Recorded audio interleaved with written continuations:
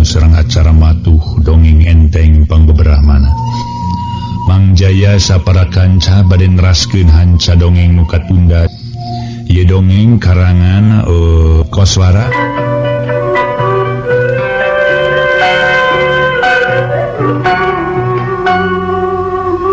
Para mitra kaum dangu, nya atuh dina kayan antara Ki Sabda keur ngobrol paduduaan jeung Dewi Nisanti.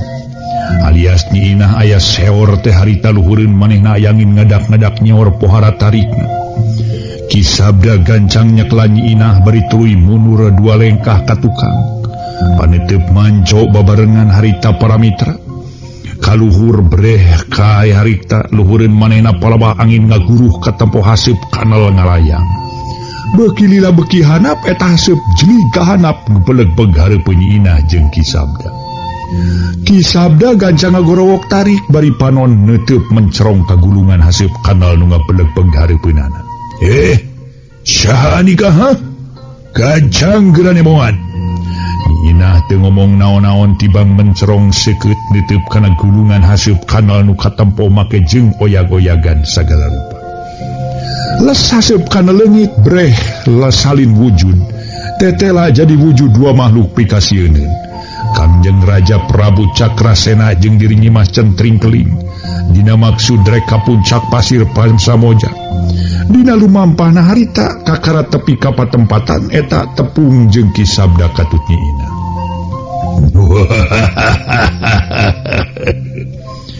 Kitu pagawean maneh teh nya kitu we sia Sabda geni.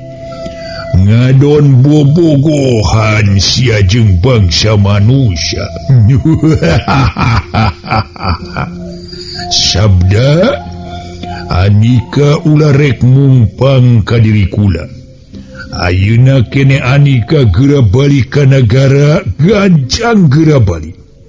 Kenyeuis mah teu dibaturan ku anika ge teu naon-naon. Gancang anika geura balik. Ulah sangeunahna ku melenang di alam manusia. Memang sia genah aya di alam manusia mah.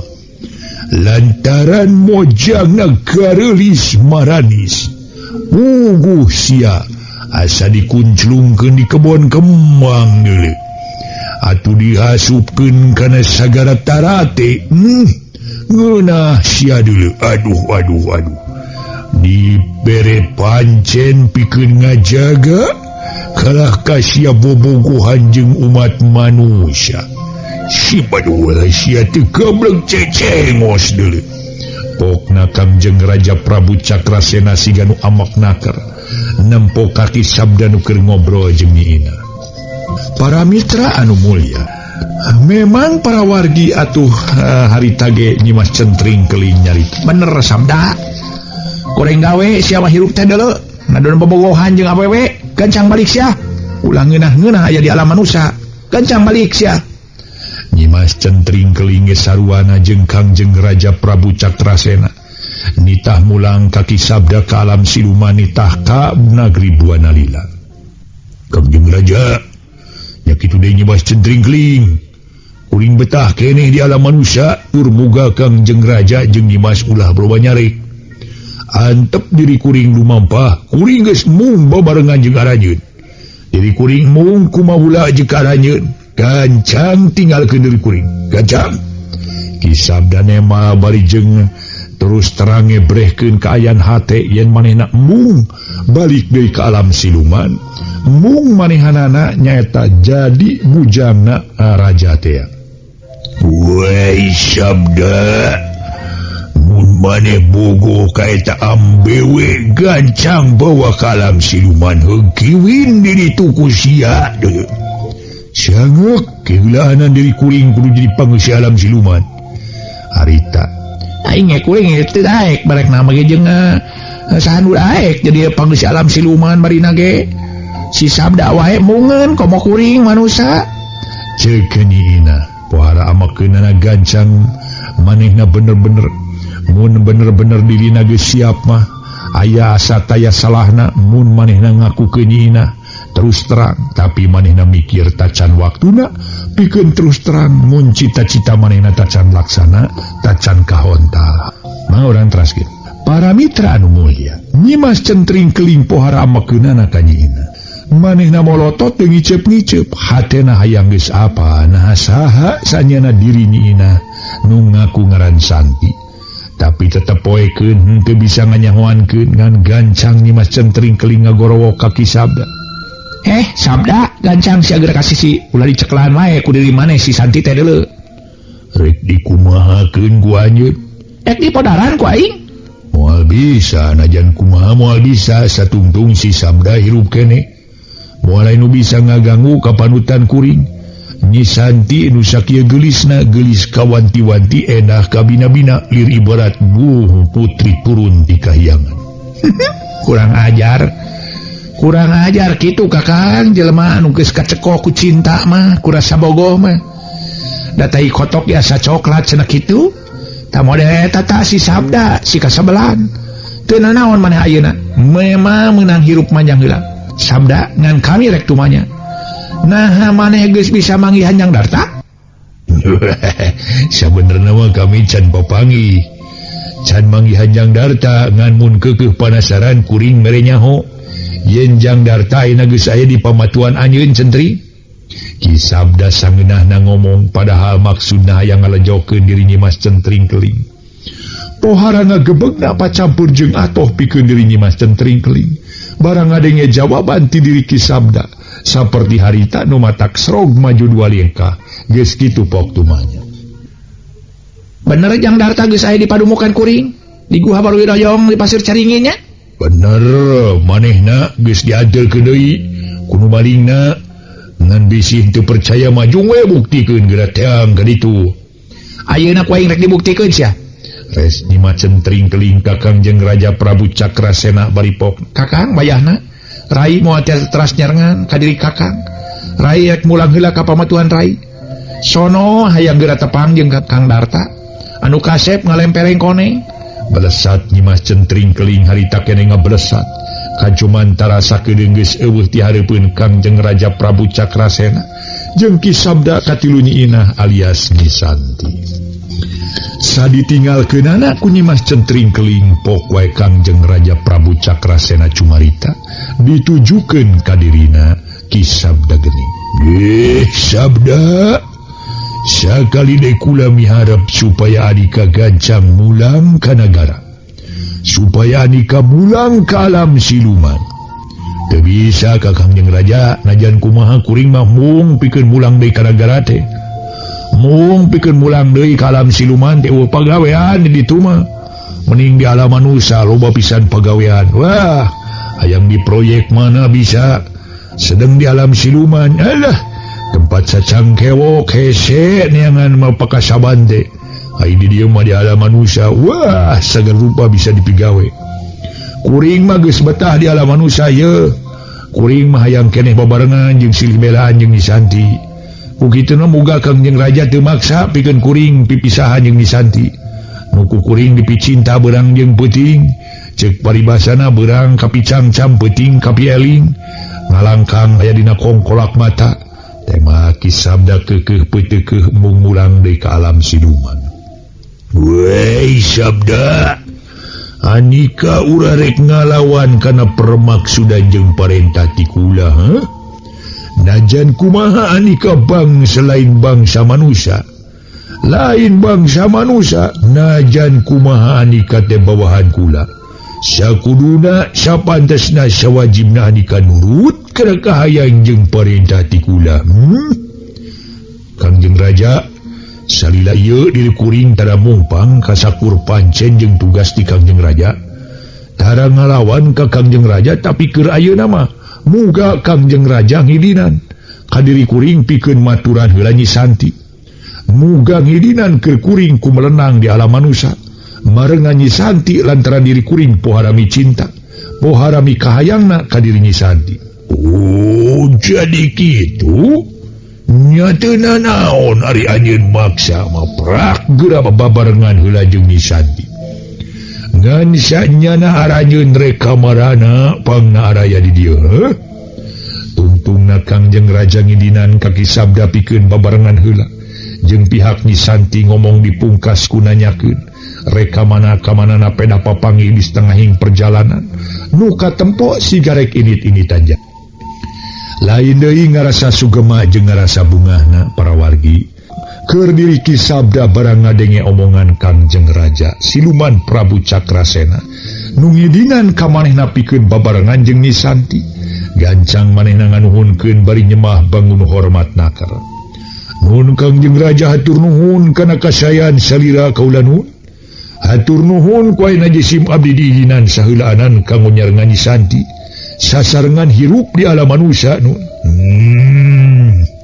tapi najan bari jeung kitu lain hartina maneh bisa samemena hirup bisa sangeunahna mopohokeun ka kula sabda sing inget kana kaayaan maneh nu sabenerna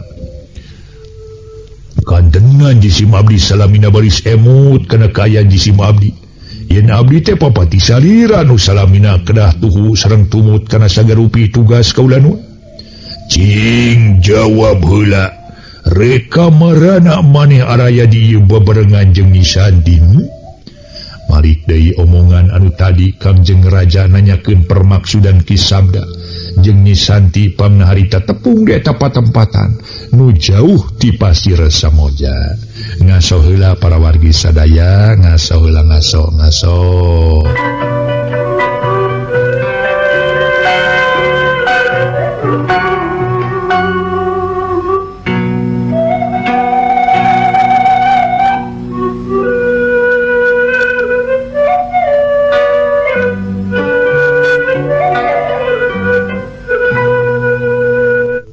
Mitra anu mulia samemeh ngajawab antara Ki Sabda jeung Nyi Santi silireret heula sakedapan belenyeh Nyi Santi imut bari jeung ungeuk atugeus kitu mapok Ki Sabda mere jawaban anu ngahaja meunang mikir bieu sakedapan nun Kangjeng Raja jisim abdi teh taya sanes maksad ayeuna lumampah duaan teh patali nuju maluruh Nyi Titi keur neangan Nyi Titi sumuhun kitu pisan kayan denun ujung ngilire Nyi Titi nya ayeuna lumampah neme dugi ka palih dieu kabujeng tepang sareng salira Kangjeng Raja kalih Nyimas Centring keling naueuh kitu di gedung Pasir Samoja Sabda mawi teu aya sun anjeunna kabur duka ka mana maksada sareng naon margina mung ieu Nyi Santi apaan anjeunna teh raina Nyi Titi kantenan ngaros melang salempang sok sieun kumaha onam nyala jeung mios di sarengan ku jisim abdi melang ari ngantep anjeunna nyalira kitu nu mawi anjeunna ayeuna jisim abdi ditepangkeun sareng Kangjeng Raja di dieu teh Ki Sabda ngajentrekeun panjang lebar nya jika atuh geura lumampah ngan sawaktu-waktu mun maneh dibutuhkeun ku kaula kudu gancang daek datang Sabda unu cumanga kaula nu Santi ceuk Kangjeng Raja Prabu Cakrasena Nyi Santi nu jempe wae tita tadi ngajawab Santi nemalan bari teu poho manehna pura-pura pieu cikeura babarengan jeung Ki Sabda muga lanceuk Nyai nu ngaran Nyi Titi sing gancang kapanggih Pragramiang tema Nyi Santi bari ungeuk Ki Sabda jeung Nyi Santi miang harita keneh ningalkeun Kangjeng Raja nu masih keneh nangtung di dinya bari paneutupna ngawaskeun ka palebah Ki Sabda jeung Nyi Santi nu lumampah beuki jauh ti hareupeunana sajeroning nangtung hatena Kangjeng Raja Prabu Cakrasena ngagalindeng kieu waduh eta si Sabda aya kitu na eta mangkeluk make ngadon bogoh ka manungsa ngadon bogoh ka Nyi Santi nganana disidik-sidik kukula ditelek-telek kukula tangtungan jeung adeg-adegna dedeg bangadeg Nyi Santi bet jiga nyina lang Kangjeng Raja ngahulang bari nginget-nginget kana tangtungan jeung keuritan beungeut nyina terus kumanehna dibanding-banding jeung kaayaan Nyi Santi nu kiwari geus jauh naker geus teu katemong deui bener inget ayeuna mah aing ieu Ingat yo, tangtungan anak kitu komo cangkeng nak persis siga Nyi Inah diri Nyi Santi. Palebah banget najan keretan banget hampir sarua da beda lonyodna ieu maapan bersih jeung bodas ngomong nage apa Nyi Inah mebentes teu pireu boga penyakit 150 tak awewe teh. Aduh, heueuh pego penyakitna. Tapi sanunya ka diri Nyi Inah aya nu ngubaran. Tuluy aya nu ngajian ngajampe nepi ka aya Nyi Inah robah rupa jadi gelis ngomong pura-pura jadi pireu. Bisa jadi kitu da meureun ngarah bisa lepas tina udagan aing. Ya. Hiji waktu ku aing perlu ditalungtik, perlu diyakinkeun, rek ngayakeun panalungtikan aing. Diyakinkeun ngeunaan saha sabenerna Nyi Santi. Ayeuna mah aing mending rek kapasir samoja heula rek neang euis hitung-hitung apel. Geus lila aing teu ngocal-ngocal. Sanggeus nyawang jeung nyimpleng ngeunaan kaya Nyi Santi. Bari mimiti curiga kana kaya Nyi Santi. Pedahwana jeung rupa meh saribag jeung Nyi Inah. Cunu kahiji kasimpulan pikeun diri sang ratu Prabu Cakrasena yen manehna dina hiji mangsa perlu nalungtik, perlu ngayakinkeun kaayaan nu sabenerna. Rurut reret heula sakedeung bisi aya nu nempoeun ka manehna. Panunu bolotot buburi lengan mencrong ka unggal madhab. Eta patempatan sanggeus yakin eueuh sasaha sung belesat Kangjeng Raja Prabu Cakrasena ngabelesat ngamah jomantara. Maksud manehna geus gembleng tayalian sejang ngajugjug ka pasir Samboja. Sajabana rek ngalaya dirina Nyi Euis teh oge manehna hayang ngayakinkeun na kari saha wae anu masih kene araya di dinya. Lumampahna Kangjeng Ratu Siluman Prabu Cakrasena estuning pohara gancangna sakiceup geus teu katempo. Tekung silila Kangjeng Raja Siluman Prabu Cakrasena anyog kaburuan gedong nu ti heula dipake padumukan Len Sukmawati. Ngan barang turun kaburuan gedong leumpang sakedeung ngajugjug ka teras imah. Lain deui ngagebegna ngadadak leumpangna eureun.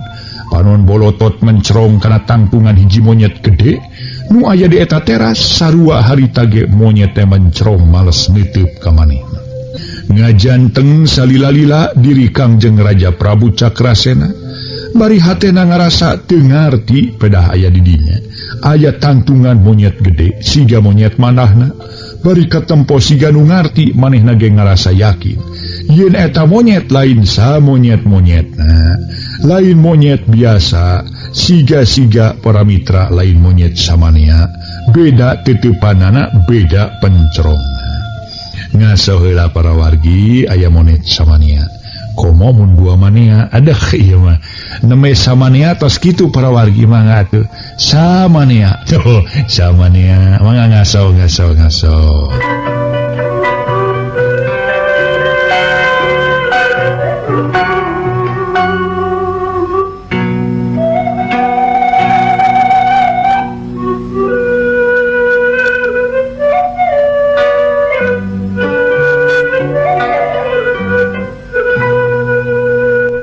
Mitra kaum dangu sanggeus lila ku manehna dipencrong bat ngolebat dina hatena Kangjeng Raja mangsa kajadian ti heula kana kajadian sababaraha taun kaliwat.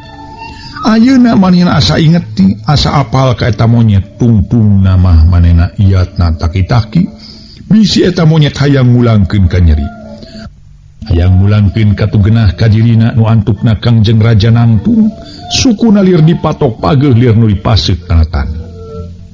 Siwanara nu harita keur ngajaga di dinya dina teras imah sosoranganan gancang cengkat tina diukna jeleng-jeleng ngagajeleng kaburuan nyampeurkeun ka diri Raja Siluman Prabu Cakrasena. Sanggeus adu hareupan jeung eta Raja Siluman pok Siwanara ngomong, "Cakrasena, syukur anika datang ka dieu. Hanya ka di dieu geus eueuh sasaha?" "Heh, nasaha anika sanyana, heh?" Najan geus boga sangkaan ngeunaan salah saurang jalma nu ngalaman hiji kajadian anu ahing nepi ka jadi monyet, tapi Kangjeng Raja Prabu Cakrasena siga nu hayang leuwih yakin manehna nanya kena saha-sahana. Wah, Andika ulang tong poro-poro poho. Montong api-api teu apal ka diri kula. Ayeuna Andika kudu gancang ingkah ti dieu kajaba mun Andika yang dibinasa ku diri kula deuleu. Wah, soal ini mah soal gampang. Ngan kula yang nyaho heula ari Andika teh sanyana. Mun kula nerangkeun ti heula sok bisi nyalahan deuleu. Teu naon kula baris nerangkeun ngaran kula nu sanyatana. Bisinya mah anjeun poho deui. Ye nya anjeun pikun ngaran kuring katelah siwanara. Itu kesebut dina mangsa kuring geus jadi monyet. Jadi monyet alatan dicipta ku diri anjeun peda kuring baheula mung mikeun wadal. Padahal kuring tetep hayang jadi jelema weunghar. Kejem Andika kejem Cakrasena. Andika kacida kejemna. Anjeun telenges dina mangsa diri kuring keur suka bunga aya dina kasenangan. Keur suka bunga jadi jelema beunghar sagala aya. Bro di juru, bro di panto ngalayah di tengah imah. Ku anjeun dicipta jadi monyet. Antukna sanggeus kuring ngabogaan wujud monyet bodas. Hirup kuring teu parok jeung batur. Kuring ngajauhan lemur, saterusna matuh di leuweung, dari ku dijecing di lemur maera. Ayeuna kuring sejak ngayakeun balitungan jeung anjeun. Tapi mun anjeun daek mulihkeun deui kaayaan kuring, mangka kuring moal ngayakeun tindakan naon-naon ka anjeun. Cakrasena, pokona mah kitu. Ayeuna mah kula inget kalayan kula pohara apalna kana kaayaan anjeun baheula. Jadi anjeun teh nu ngaran Ki Udin urang lembur babakan. Bener teu ha? Bener. Kuring Ki Udin. Ayeuna kuring geura balikeun deui kana kaayaan kuring sanjana. Kuring hayang jadi manusia sabihara-bihari gajang. Perkara mulangkeun kana kaayaan anjeun supaya anjeun jadi julima deui. Perkara gampang eta mah Udin. Ngancik jawab kaayaan gedongnya. Siga nu tiiseun rehe comrek siga nu ditinggalkeun bae kunu cicingna. Nah tinggal saha wae nu nyicingan Udin. Pokona mah cek anjeun tadi suwung teh na kamarana jilimanya. Nah bener we saha? Bener. Ngan tinggal kuring jeung sobat kuring nu aya di dieu nu sejen geus areueuh ka asup Nyois. Nyois? Wah, nya. Nu bener sia Udin. Waduh.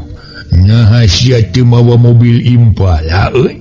Baheula mah aya nu terkenal Impala Udin deuleu. Wah, sia mun tong ngomong ka mana-mana sia Cakrasena. Ku aing bising dicakra sia deuleu. Sia masih kene galak si badul sia. Kurang ajar. Ke Ari Kristi tisad iblis nu ti heula dina leungeun Nyois. Saha nu ngarawatanana? Aya di mana ayeuna? Teuing da kuring teh nyaho. Malah teu kungsi nempo-nempo acan. Nu bener sia ha? Bener. Nu nyaho mah meureun dibejakeun ka diri anjeun Cakrasena. Nyi Nunung jeung Nyi Eti kamarana ha? Sarua geus baralik. Boseneun cicing di dieu naon sababna pangna kitu. Lantaran bungan Den Sukmawati ge eueuh. Da ku anya diasupkeun ka panyarangan nu aya di alam siluman. Waduh, kurang ajar. Udan geus kalabur mangkiluk ge nya. Tangtu pagawean anjeun sia Udin ha? Maranehna sina baralik kunyane ha? Ngaso heula para wargi, ngaso heula ngaso.